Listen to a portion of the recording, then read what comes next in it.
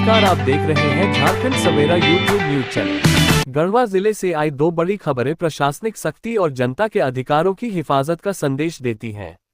अनुमंडल पदाधिकारी संजय कुमार के नेतृत्व में हुई दो अलग अलग औचक जांचों ने न केवल सरकारी व्यवस्था की खामियों को उजागर किया, बल्कि उन लोगों को भी बेनकाब किया जो जनता के अधिकारों का हनन कर रहे थे।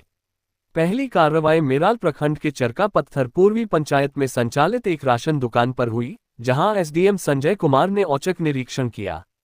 निरीक्षण के समय राशन का वितरण चल रहा था, लेकिन जब संदेह के आधार पर वहां से राशन ले चुके कुछ लाभुकों के थैलों और बोरियों का वजन करवाया गया, तो चौंकाने वाला खुलासा हुआ। जिन लाभुकों को 35 किलो गेहूं या चावल मिलना था, उन्हें वास्तव में मात्र 33 किलो ही दिया गया था, यानी हर लाभार्थी से 2 किलो अनाज की कटौती की जा रही थी।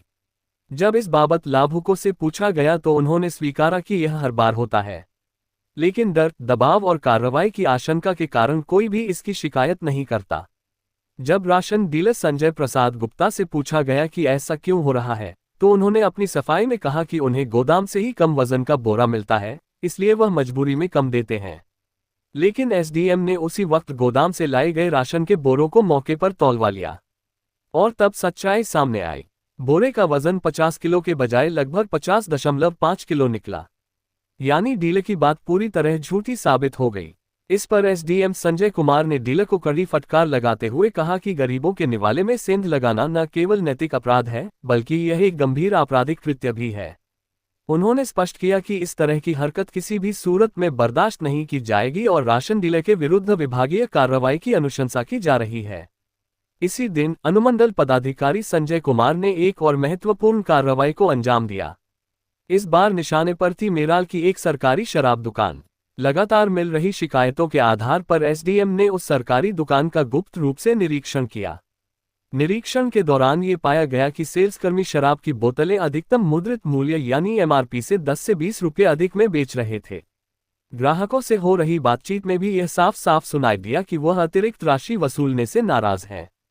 जब एसडीएम ने खुद सामने आकर दुकान के कर्मचारियों से पूछताछ की, तो उनका जवाब और भी हैरान करने वाला था। उन्होंने बताया कि वे एक निजी प्लेसमेंट एजेंसी के इस प्लेसमेंट की ओर से काम कर रहे हैं और जो अतिरिक्त पैसे लिए जा रहे हैं, वो उनके निजी खर्चों की पूर्ति के लिए हैं। इस पर संजय कुमार ने उन्हें सख्त लहजे में चेतावनी दी कि ये दुकान सरकारी है, यहाँ कोई भी अतिरिक्त शुल्क लेना गैरकानूनी है।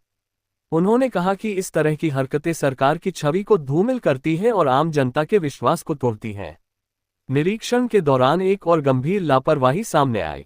दुकान के बाहर न कोई बोर्ड था और न ही कोई मूल्य तालिका प्रदर्शित की गई थी, यानी ग्राहक को ये भी नहीं पता चलता कि उसे क्या दर देनी चाहिए।